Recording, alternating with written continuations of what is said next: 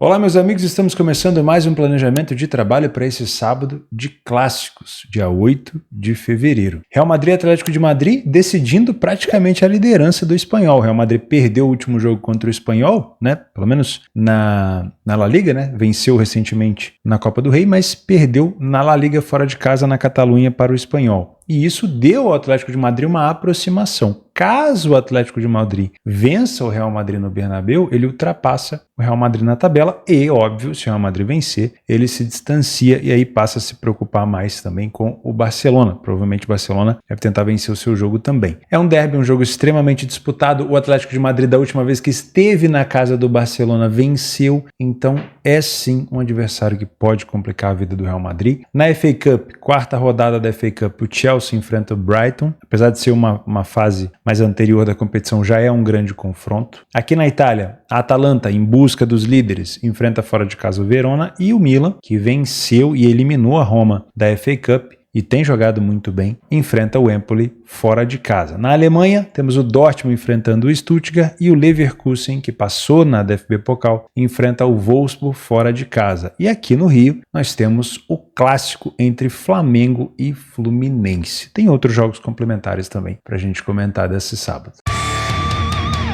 Começamos o nosso planejamento às 11 horas da manhã na Itália, onde a Atalanta enfrenta o Verona. A Atalanta, terceira colocada da Série A, perdeu algumas posições, né? Esteve na liderança, depois na segunda colocação, agora na terceira colocação. Não pode deixar a Inter nem o Napoli se distanciarem demais, até porque Lazio e Juventus estão chegando, né? Nos últimos jogos, o time da Atalanta, no geral, empatou aqui com o Torino, dentro de casa, e perdeu para o Bolonha, fora de casa, por 1-0, né? O goleiro principal da Atalanta lesionou, o Rui Patrício agora está no gol, em 2 jogos já tomou 2 gols. O Rui Patrício é um bom goleiro, mas o goleiro era titular, né? O antigo goleiro aqui da Atalanta, a gente vai falar sobre ele. Na Champions League conseguiu complicar um pouco a vida aqui do Barcelona, mas o Barcelona já estava classificado. Quem acabou indo para os playoffs foi a Atalanta, né, que vai enfrentar o Bruges, e antes disso tinha vencido o Como e o Sturm Graz. Somente na Série A, uma vitória apenas nos últimos 6 jogos. E aí, analisando um pouco mais a fundo, adversários de níveis difíceis, né? Lazio fora, um empate normal. Udinese fora, um empate normal. A Juventus dentro de casa, também um empate normal. Derrota para o Napoli em casa, o Napoli é o líder, normal. Vitória contra o Como, empate contra o Torino. Então, apesar dos maus resultados, situações normais aqui, tá? Nada de outro mundo, adversários bem difíceis. Do lado do Verona, a gente teve uma vitória contra o Monza, que é o lanterna da competição. Lá embaixo, uma grande vitória contra o Bolonha e uma vitória contra o Parma. Derrota para Lazio, normal. Para o Napoli, normal. Para o Cagliari e o Empoli já é uma situação mais complexa. Para o Milan também uma derrota normal. Dentro de casa, 3 derrotas e um empate. Uma derrota para o Empoli é mais sentida, né? O Empoli aqui está mais próximo, se não me falha a memória só, do Verona na tabela. Agora, essa derrota para o Milan, normal. E a derrota para Lazio também, e um empate contra o Udinese também considero normal, tá? Utilizando o PDF de apoio, estava dando uma olhada nos jogadores aqui das duas equipes. A Atalanta venceu 6 dos últimos 8 jogos fora de casa, saiu na frente em quase 60% dos jogos, marcou 20 gols, tomou 10 e ficou aqui 17 jogos, somente 17% dos jogos sem marcar. O time fica sem sofrer gol em metade dos jogos, uma boa defesa, tá? O time do Verona não vence as 5 partidas dentro de casa, não sai tanto na frente do placar, dificuldade para marcar gol, mais de 50% dos jogos ela não consegue marcar, mas sofre com bastante frequência, né? Em 18% dos jogos apenas não sofreu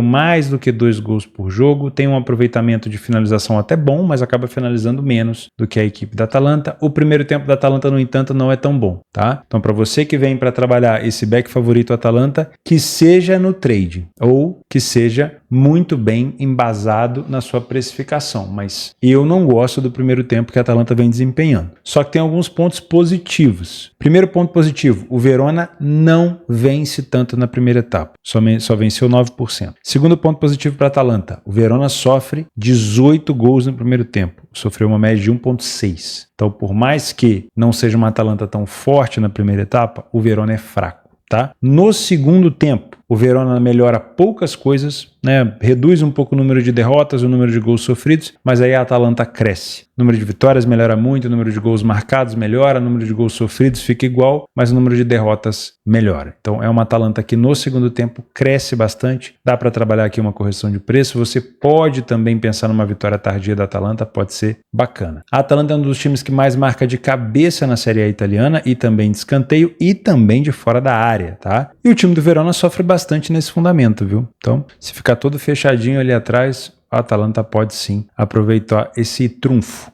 Jogos para gols, geralmente na casa do Verona, com over 2,5 em 82% dos jogos, já a Atalanta em somente 50%, mas é uma Atalanta que vem de resultados ruins e pode tentar fazer o Verona pagar o pato por aqui, tá? Maioria dos gols marcados da Atalanta, final do jogo, né? Somatório aqui, ó, 45% dos gols marcados a partir do minuto 61. E é uma Atalanta que sofre muito logo na saída do intervalo, né? O treinador se ajeita todo ali, o time vai lá e toma um gol. O time do Verona marca com muita frequência nas extremidades, início do jogo e final da partida, e sofre com muita frequência, muita mesmo, no primeiro tempo, meiuca do primeiro tempo, tá? Então, para você que vem para trabalhar um back favorito na Atalanta, se você encontrar ali no meio do primeiro tempo a Atalanta jogando muito bem, é por aqui que o Verona costuma sofrer mais, tá bom? Eu só não te indico a vitória seca da Atalanta por aqui, porque eu acho que a odd já tá bem colocada. Acho que a cotação mais elevada pode valer o risco, de preferência acima de 2. E isso pode estar ligado com um pouco do nervosismo, né? A Atalanta estava classificada direta na Champions, vai ter que disputar um playoff. A Atalanta estava na liderança da Série A, caiu para a segunda colocação, agora está na terceira colocação, vem de resultados ruins fora de casa, mesmo contra adversários fortes, então isso pode causar um pouco de nervosismo. Sinceramente, o Verona sendo mais kamikaze, talvez pegar uma cotação da Atalanta mais alta possa ser interessante, mas eu acredito, tá? Acredito numa possibilidade de vitória da Atalanta e eu não duvido de um 2,5, tá bom? Não duvido. Nos últimos jogos entre eles, olha só, 6-1 para a Atalanta dentro de casa, 2-2 para a Atalanta também em Bérgamo, e aí a última vez que a Atalanta visitou o Verona, 1-0. Então vamos trabalhar com a seguinte questão: a Atalanta na frente por apenas 1-0 aqui, se ela não quiser contra-atacar, não entre no mercado de gols. Agora, uma Atalanta vencendo por 2, ou uma Atalanta até vencendo por 1 e querendo o contra-ataque, aí vale a pena ficar de olho sim nessa possibilidade de 2,5 gols, tá? É uma Atalanta que costuma sair mais na frente do placar. Tem aqui o histórico, né? Ó, a Atalanta não perde para o Verona nos últimos 5, o Verona sofreu nos últimos 8, o over 2,5 em 5 de 7 e o ambas marcam em 5 de 7. Pô, esse ambas marcam também, se você levar em consideração que nos últimos jogos fora de casa, a Atalanta só não sofreu da Udinese, dá pra pensar. Essa cotação tá quanto? 1,80? Pô, ela é um pouquinho mais alta, pode valer a pena. 11h30 na Bundesliga, nós temos o Dortmund dentro de casa contra o Stuttgart, e vocês já sabem, né?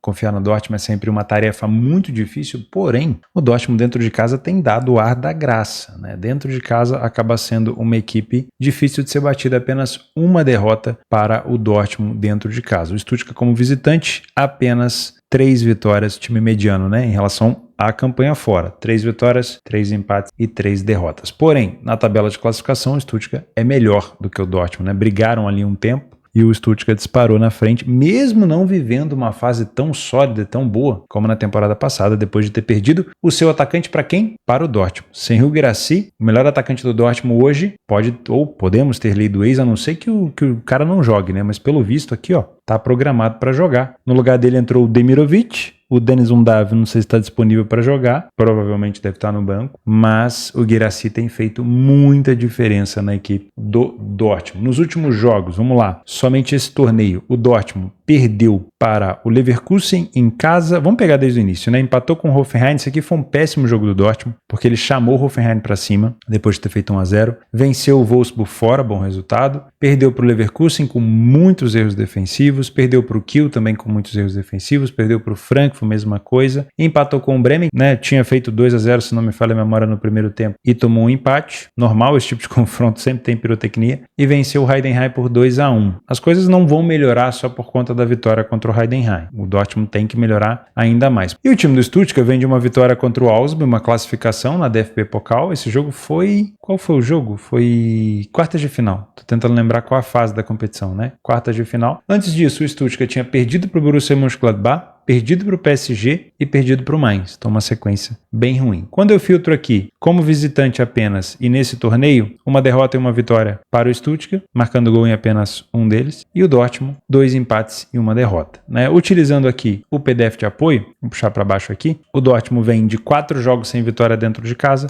e o Stuttgart vinha de 2 vitórias, mas acabou perdendo o último jogo. É sempre muito difícil confiar no Dortmund, então geralmente quando eu venho trabalhar o Dortmund não é para trabalhar a favor dele, mas tem alguns critérios que são benéficos, né? Principalmente a campanha do Dortmund dentro de casa. 70% dos jogos onde o Dortmund joga em casa, ele sai na frente, não falhou em marcar em nenhum jogo e agora ele tem o super atacante que era do Stuttgart do lado dele, mas é um time que sofre com frequência. Sofreu mais de um gol por jogo de média e somente em 20% dos jogos ele fica sem sofrer. Então já dá para dizer aqui que é uma possibilidade grande de ambas marcas, né? Pelo menos. O time do Stuttgart não sai tanto na frente do placar, falha em marcar com alguma frequência e sofre gol com frequência também. Tem mais gols sofridos que marcados fora de casa. O aproveitamento do Dortmund é melhor, tem um primeiro tempo melhor e um segundo tempo também melhor. Inclusive o segundo tempo até acaba sendo mais over, né? Principalmente pela quantidade de gols sofridos pelo Stuttgart. As duas equipes marcam bastante de cabeça, mas é o Stuttgart que sofre um pouco mais nesse fundamento. A maioria dos gols marcados pelo Dortmund são nos últimos minutos de jogo, né? Geralmente ali uma situação de contra-ataque ou tentando buscar uma recuperação. E o Dortmund sofre bastante no começo da partida e também nos últimos minutos. O Stuttgart tem mais gols marcados no meio do primeiro tempo e no final da partida. Também cabe pensar, né, numa situação de gols aqui com o placar desempatado. Dentro de casa, no seu estádio, no Signal Iduna Park, com 70% dos jogos, os jogos do Dortmund tem o 2,5 e fora de casa o Stuttgart com 67% dos jogos com 2,5. É sim um jogo com um cheiro de gols interessante, mas no último jogo que o Stuttgart esteve na casa do Dortmund, ele venceu por apenas 1-0. Só que se você levar em consideração os últimos confrontos, o Stuttgart vem tendo bons resultados contra o Dortmund. Ó, na temporada passada, 5-1 em casa, um cacete, né? Depois uma vitória por 1-0 na casa do Dortmund. Aqui, nesse 5-1, o Guirassy já estava do lado do Dortmund. Inclusive, foi ele que marcou um dos gols, mas não conseguiu ajudar tanto. Depois, na DFB Pokal, essa aqui era a fase oitavas de final. O Dortmund também perdeu para o Stuttgart e foi eliminado. E teve mais uma vitória do Stuttgart aqui na temporada 23, né? Temporada 23-24, Stuttgart venceu por 2-1. Então, faz 5 jogos, 5 jogos que o Stuttgart não perde para o Dortmund, né? Somente em 2022 o Dortmund deu um cacete aqui no Stuttgart. Então, ó, dá pra gente conferir aqui. 5 jogos sem derrota do Stuttgart e 4 vitórias consecutivas. Então, olha, é um favorito que pode se complicar. Eu sei que talvez a fase do Dortmund em casa passe mais confiança, né? Se fosse ao contrário, se fosse na casa do Stuttgart, eu teria toda a desconfiança do mundo. Então eu já trago uma confiança um pouco maior, porém, trabalhar a favor do Dortmund por aqui, sem acompanhar o jogo ao vivo, para mim é loucura. Tá? É um Stuttgart que tem capacidade, hoje é melhor colocado na tabela, perdeu o seu melhor atacante, que foi justamente para o Dortmund, e esse atacante pode ferir o Stuttgart, a gente pode ter a lei do ex por aqui, mas o Stuttgart tem bons atacantes, vem de uma boa classificação na Pokal, e na minha opinião, o Dortmund pode sim se complicar. E isso inclui tomar gol. Tá? Então, para mim, pode ser um jogo para 2,5. Não entraria em gols aqui num jogo 0-0. Só isso. Jogo desempatado, de preferência com gol cedo, pode ser interessante. Tá? O Dortmund está muito mal na tabela e vai tentar subir um pouco mais aqui. Quem sabe até para brigar ainda por uma vaga de Champions League. E o Stuttgart precisa recuperar essa vaga perdida, né? Momentaneamente perdida para o Leipzig. Mas não vai ser fácil. Então, para mim, é um jogo mais indicado para gols do que para confiar no Dortmund. Outro jogo na Alemanha que eu venho com o intuito de trabalhar gols no mesmo horário é o Leverkusen, vice-líder do campeonato, contra o Wolfsburg. E isso porque o Wolfsburg tem sido um time bem agressivo em relação a gols. Como a gente consegue olhar por aqui, o Wolfsburg marcou 21 gols dentro de casa e também sofreu os mesmos 21. Não é uma equipe que vence tanto, inclusive tem mais derrota do que vitória, mas é uma equipe que produz e sofre uma quantidade de gols muito grande. Nos últimos jogos, o Wolfsburg sofreu gol, vou colocar só nesse torneio, tá? Sofreu gol do Frankfurt, do Kiel, do Bayer, do Gladbach, contra o Hoffenheim passou em branco, do Dortmund, do Freiburg, do Mainz e do Leipzig. Então sofre com muita frequência. Dentro de casa, sofreu gol nos últimos 4 consecutivos. Já o time do Leverkusen também tem sofrido gol para todo mundo, só passou em branco aqui contra o Mainz. De resto, sofreu para todo mundo, como visitante sofreu nos últimos 2 jogos. Somado a isso, no último jogo entre eles, tivemos um 4-3, tá? Então olha só, nos últimos jogos, 3 vitórias consecutivas do Leverkusen e 6 jogos sem derrotas. O time do Wolfsburg sofreu consecutivamente nas últimas 3. Utilizando o PDF de apoio, nós temos um Leverkusen que, se não me falha a memória, ainda não perdeu fora de casa, é o único time da Alemanha invicto ainda fora de casa, saiu na frente em 100% dos jogos fora, impressionante, hein? Não sei até quando isso vai se manter, não deixou de marcar em nenhum jogo, claro, mas sofreu com muita frequência. Somente em um jogo, dos 9 que disputou fora, ele não sofreu gol, tá? Não é uma quantidade de gols tão grande, uma média de 1.3, mas é com frequência. Então, o ambas marcam nesse jogo, 89% de um lado, 90% do outro, é uma situação aqui bem provável, tá? Bem provável. Outra situação provável são os gols no primeiro tempo. O time do Leverkusen tem marcado muito na primeira etapa, não perdeu nem o primeiro tempo, venceu quase 80% das primeiras etapas e o Wolfsburg sofre muito nesses momentos. Então, para você que trabalha mercado de over HT ou a vitória do favorito no HT, pode ter, dependendo da sua metodologia, um valor por aqui. No segundo tempo, o mercado de gols também é bom, só que aí quem cresce no segundo tempo para gols é o Wolfsburg. O Leverkusen reduz 10 gols marcados e tem um pouquinho mais de gols sofrido apenas. Já o Wolfsburg sai de 4 gols marcados para 17 e de 11 gols sofridos para 10. E passa a perder pouco. Então é um segundo tempo onde o Leverkusen geralmente se complica e é onde o Wolfsburg recupera alguma desvantagem. Ou então cria alguma vantagem, né? Duas equipes que marcam muito de cabeça, finalizações de fora da área também, né? Pode ser um trunfo interessante. E óbvio, duas equipes com jogos regados de gol, pelo menos no histórico. Então, para mim, outra situação para 2,5. Levando em consideração o primeiro tempo do Leverkusen, eu acredito numa possibilidade de vitória, mas levando em consideração o segundo tempo do Leverkusen e a melhora do Wolfsburg, e também esse fator mais kamikaze do Wolfsburg por aqui, eu não duvido que o Leverkusen possa se complicar. E lembrando, se complicar não quer dizer que não vai vencer, mas se tomar gol primeiro, se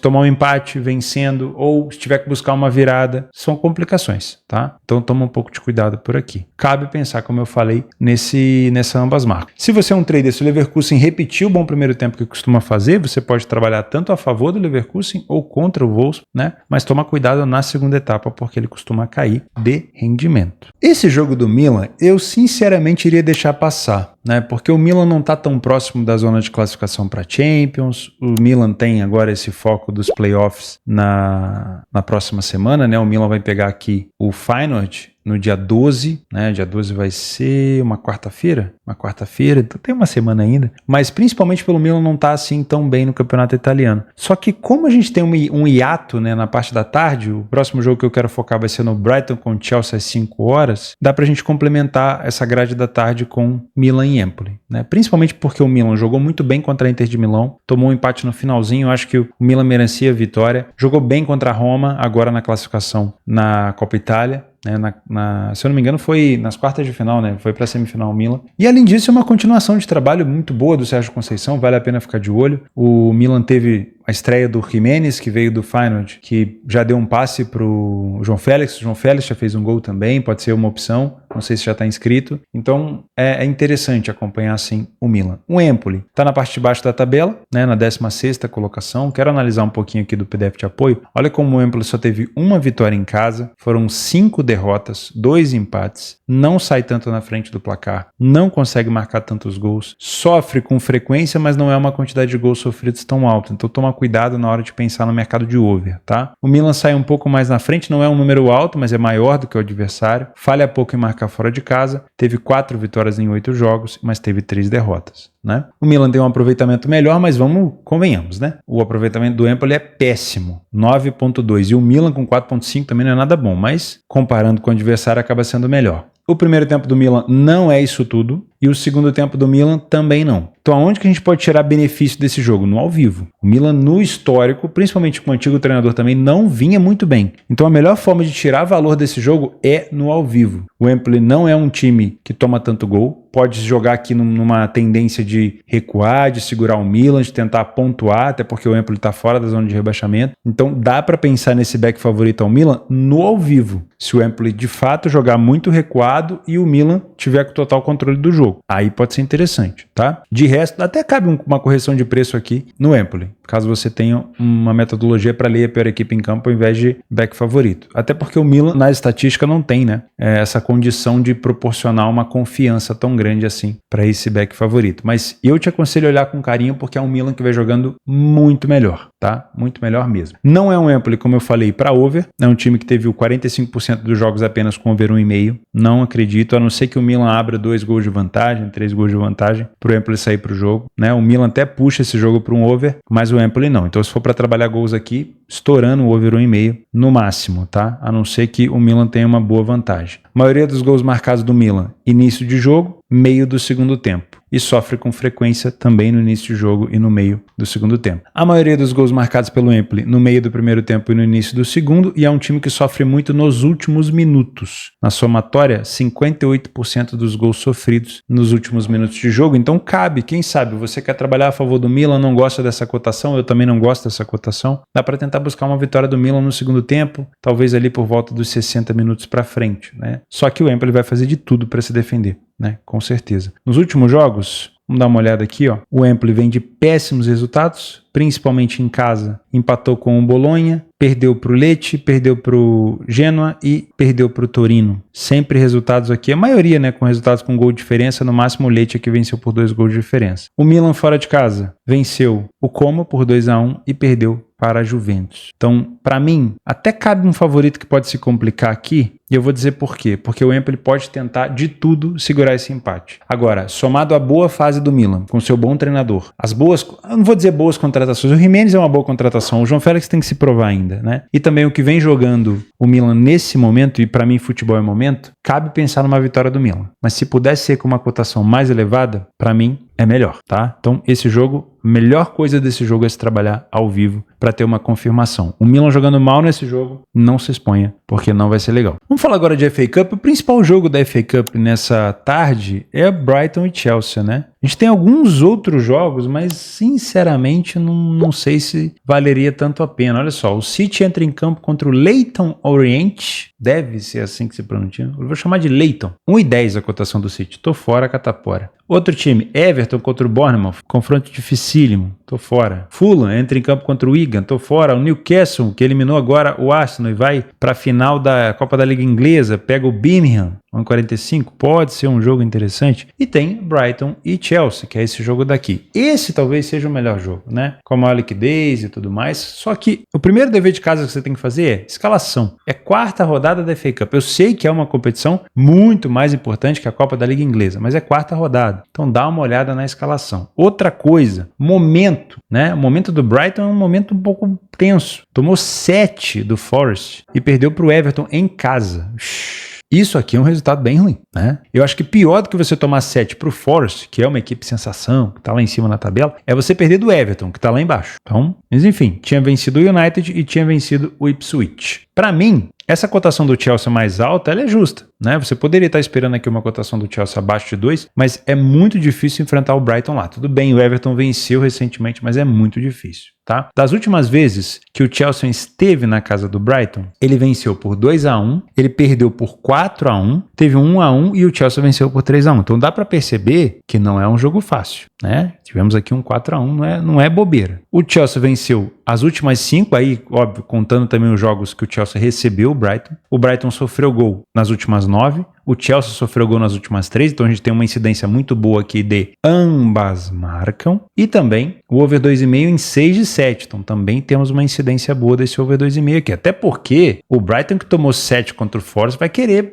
peraí, né? Não é assim que funciona também, vocês vão querer fazer alguém pagar o pato, não sei se vai ser o Chelsea. Mas o Chelsea tem sofrido gol com alguma frequência. Ó, dos últimos jogos, o Chelsea sofreu gol nas últimas 4, né? Sofreu pro West Ham, sofreu 3 pro City, 1 do Wolverhampton e 2 do Bournemouth. Então, 3 consecutivas. Se eu tirar a FA Cup aqui, ó, vou colocar só na Premier League, sofreu do Crystal Palace, sofreu 2 do Ipswich, sofreu do Fulham, só não foi sofrer lá do Everton. Então é uma equipe que sofre com frequência. Fora de casa, sofreu do Ipswich, do Crystal Palace, do City. Já o Brighton em casa, sofreu do Everton, do Arsenal, não sofreu contra o Brentford e sofreu 3 do Crystal Palace, tá? cabe sim pensar no 2,5, até porque é jogo decisivo, né? Jogo eliminatório. Porém, o jogo empatado não me agrada para me envolver em gols aqui. Então, de preferência, independente de quem esteja na frente do placar, uma equipe na frente do placar para se trabalhar esse mercado de gols. De resto, é correção de preço e é buscar alguma coisa ao vivo. Apostar nesse jogo no pré-live é muito difícil, tá? Olhando aqui o Chelsea, ó, 4 jogos sem vitória fora de casa, vou levar em consideração os dados da Premier League. O Brighton, 5 jogos sem vitória em casa. O Chelsea sai mais na frente do placar, porém as duas equipes falham um pouco em marcar, as duas equipes sofrem com frequência, o ataque do Chelsea é mais efetivo, o aproveitamento do Chelsea é ligeiramente melhor. O primeiro tempo do Chelsea tem mais gols marcados apenas, o número de vitórias é igual, o número de derrotas o Brighton perde um pouquinho mais, mas o número de gols sofridos é idêntico. No segundo tempo, o Chelsea melhora, com mais gols marcados, porém o Brighton sofre menos, o Brighton tem o mesmo número de derrotas e vence um pouquinho menos. É uma superioridade do Chelsea, mas é bem leve. E é por isso que a cotação do Chelsea não está mais baixa do que o mercado colocou agora, tá? Ambas as equipes marcam bastante de cabeça, o Chelsea marca um pouco mais de fora da área, 83% dos jogos do Chelsea fora de casa com over 1,5, 73% dos jogos do Brighton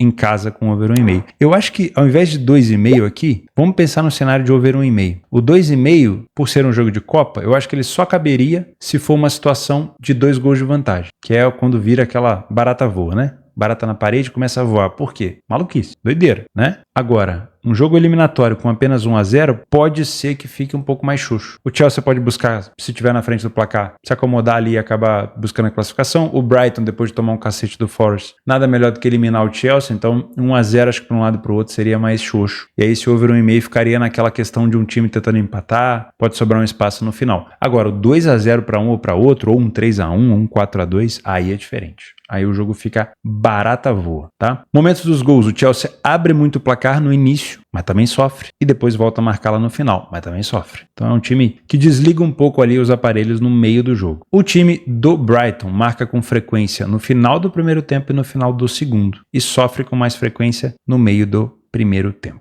Difícil esse jogo, eu não iria a favor do Chelsea aqui não. Para você que é um Panther, não te aconselho, tá? Não te aconselho. Apesar das duas derrotas consecutivas do Brighton, não me faz ter tanta confiança assim no Chelsea. Para mim, é um Chelsea que pode se complicar por aqui, mas ele nem é favorito assim pro mercado. Então, para você que já vem todo assanhadinho com o Chelsea, cuidado, tá? Às 16h30 no Campeonato Carioca, nós temos Fluminense e Flamengo, grande clássico aqui do Rio. Tô gravando esse vídeo pouco antecipado, 2 dias antes, e não tem cotação ainda, mas é muito provável que seja uma cotação um pouco mais favorável para o Flamengo, porque o mercado viu no Flamengo, nesses últimos jogos, um time um pouco mais preparado para essa temporada de 2025. Né? O Fluminense venceu de virada o Vasco, deu uma respirada, né? Deu uma aliviada no processo, mas ainda é um time em construção, né? No início. Não vou dizer que o Fluminense ele precisa trazer muito mais jogadores. Eu acho que o Fluminense tem que ter um estilo de jogo um pouco mais definido com o Mano, né? Ter um pouco mais de resultado. E tem tido um pouco de dificuldade no Campeonato Carioca. O Flamengo tem agradado um pouco mais o mercado, principalmente por conta da Supercopa, né?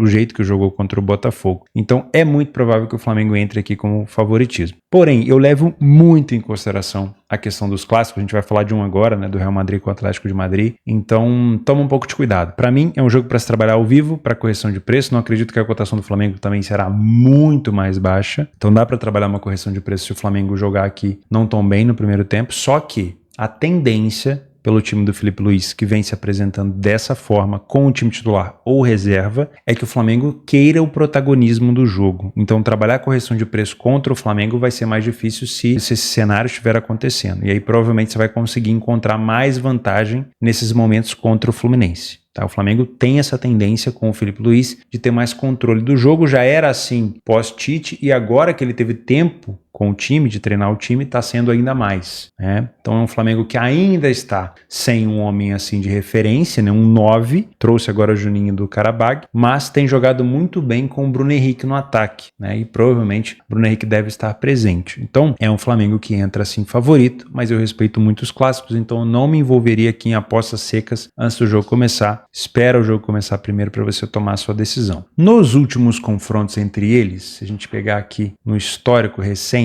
né, principalmente nesse torneio, vamos pegar só no Carioca, ó, 0-0, Aí aqui foi mais fase de classificação, né? Provavelmente aqui já numa fase de semifinal do Carioca. Então provavelmente foi aqui que foi a fase anterior. 2-0 para o Flamengo, aí teve um 2-0 para o Flamengo, 4-1 para o Fluminense, 2-0 para o Flamengo, 2-1 para o Fluminense. Dá para perceber que tirando esses jogos, esse jogo aqui, por exemplo, do Fluminense, é um jogo mais amarrado, com 2 gols no máximo, teve empate 0-0, teve empate 1-1, teve 1-0 para um lado, 1-0 para o outro. Então, cuidado com expectativa muito elevada no mercado de gols. O Flamengo meteu 3 no Botafogo, 5 na Portuguesa, meteu 5 no Bangu, 2 no Volta Redonda, 2 no Sampaio Corrêa, mas é o Fluminense. Só que o Fluminense tem sofrido, né? O Fluminense sofreu 1 do Vasco, 1 do Boa Vista, 2 do Botafogo, tem sido mais frequente. Então, enfrentar um Flamengo que está numa fase tão boa pode ser mais difícil. Porém, é clássico e o Flamengo pode se complicar. Nos últimos 9 jogos consecutivos entre eles, o under 2,5 aconteceu. Não quer dizer, não tô vindo aqui para dizer para você apostar cegamente no under, mas eu tô tentando desencorajar você para vir muito afoito no over. Tenta tomar um pouco de cuidado, tá? Talvez trabalhar no máximo com cenário de 2 gols ou até mesmo ficar de fora do mercado de gols por aqui. O que tem acontecido muito nesse clássico, obviamente, são os cartões, né? Over 4,5 cartões em 7 das últimas 8 partidas. Pode ser interessante. Tá? Às 5 horas, o Atlético de Madrid visita o Real Madrid no Derby de Madrid pela 23ª rodada do Campeonato Espanhol, aonde as duas equipes estão separadas por apenas 1 ponto. O Real Madrid perdeu para o Espanhol lá na Catalunha e o Atlético de Madrid venceu o seu jogo e com isso o Atlético pode assumir a liderança do campeonato ou o Real Madrid pode se distanciar um pouco mais. Tem sido muito difícil enfrentar o Atlético de Madrid. Nos últimos jogos, o Atlético venceu, vamos lá, ó, 5-0 no Getafe na Copa do Rei, 2-0 no Mallorca, 4-1 no Salzburg na Champions League, empatou com o Villarreal, venceu o Leverkusen, perdeu para o Leganés, que foi uma surpresa, venceu o Elche, venceu o Osasuna, o Marabella, né,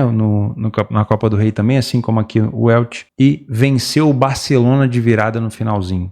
Eu quero até abrir esse jogo para ver o contexto dessa partida aqui. Olha só, um Barcelona dominante, com muita posse, o Atlético de Madrid sendo um time incisivo, aproveitando a oportunidade. E aqui um gol do Sorloth no finalzinho, quando parecia que o jogo ia terminar 1-1, o Atlético de Madrid venceu. E é isso que coloca o Atlético de Madrid, né, como uma possibilidade de complicar a vida do Real Madrid. Na minha opinião, a gente tem que levar isso em consideração. É muito possível que o Atlético de Madrid complique a vida do Real. Não só pela sua força defensiva, mas também pelo que vem fazendo ofensivamente. No último jogo, lá na casa do Atlético de Madrid, o jogo foi 1-1. E nos últimos confrontos entre eles, 1-1, 1-1, 2-2, 3-3, e o Atlético de Madrid venceu uma por 3-1. Então o Real Madrid não vence o Atlético desde 2022 e no Bernabéu desde 2021. Então é sim um adversário que pode complicar a vida do Real, por si só, né? Principalmente por conta da fase. O Real Madrid no último jogo teve dificuldade para passar pelo Leganés na Copa do Rei. Já o Getafe foi eliminado com facilidade pelo Atlético de Madrid. O Real Madrid jogou com um time um pouco mais misto, né? O Endrick fez gol, precisou de um gol no finalzinho para poder se classificar, mas se classificou. E o estilo que eu mostrei para vocês agora do Atlético de Madrid contra o Barcelona provavelmente não vai acontecer aqui no jogo do Real. Por quê? Porque o Real Madrid não tem essa questão de ficar propondo o jogo o tempo todo. O Real Madrid vai deixar o Atlético jogar também. E o Atlético de Madrid, quando joga na sua casa, geralmente ele chama o adversário para cima para poder contra-atacar. O próprio Real Madrid não vai ficar recuado. Então, me parece um jogo realmente de trocação, assim. Não que vai ser um jogo de over, um jogo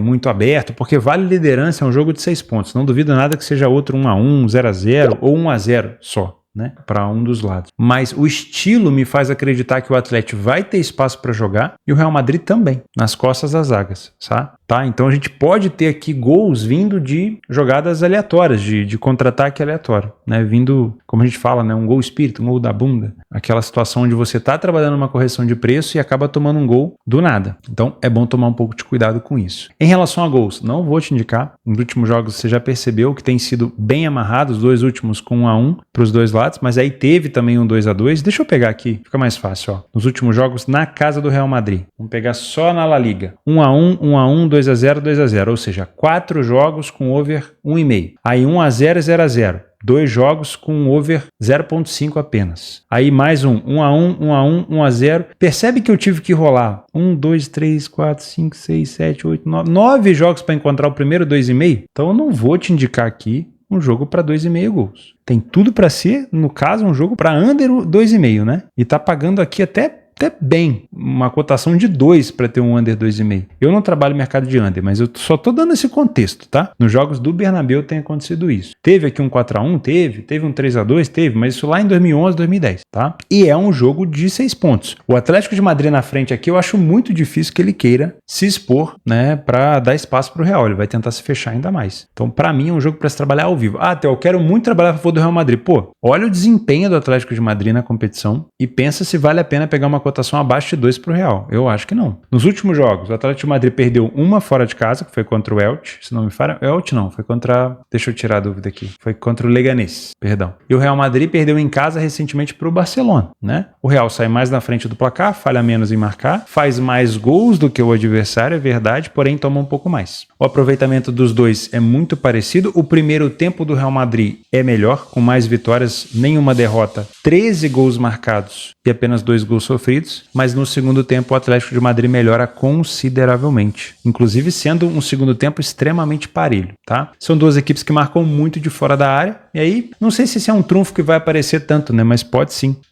porque em momentos de vantagem no placar, por exemplo, o Atlético de Madrid fez o primeiro gol e decidiu que ele não vai contra-atacar, que ele vai recuar e proteger a vantagem. O Real Madrid pode tentar esses gols de fora da área, a mesma coisa vale se o cenário for inverso, tá? A maioria dos gols marcados do Real Madrid, final do primeiro tempo, e a maioria dos gols sofridos no final do jogo. Do Atlético de Madrid, os gols marcados no final do jogo. Opa, tem um... Como é que a gente fala? Tem um match aqui para quem utilizava Tinder antigamente. Hoje em dia eu não sei se utiliza mais, né? Se existe esse negócio ainda. Antigamente o pessoal falava muito do Tinder. Então esse momento de gols marcados aqui do Atlético de Madrid com os momentos de gols sofridos do Real, deu match, tá bom? De resto, trabalhar ao vivo, enviesar-se pouco, tá? E tomar cuidado com essa vontade de trabalhar a favor de gols. Pode ser 10-0, pode ser 5-5, mas a tendência é que seja um jogo amarrado, chato, feio e com muitos amarelos. Vou deixar aqui embaixo uma sequência enorme de jogos complementares para você inserir na sua grade de trabalho e ajustar do jeito que você achar melhor. E também vou deixar aqui embaixo o link da minha parceira Betfair. Tá? Se você não está no meu canal do Telegram e no meu canal do WhatsApp para receber as super cotações que eu mando semanalmente, né? Tem vindo para mim super cotações para mandar para vocês. Eu mando pelo nosso canal do Telegram e também pelo nosso canal do WhatsApp. Então me acompanhe, vai ser um prazer, tá bom? Obrigado pela sua companhia. Lembre-se que a aposta é só para mais de 18 anos e eu vejo você amanhã.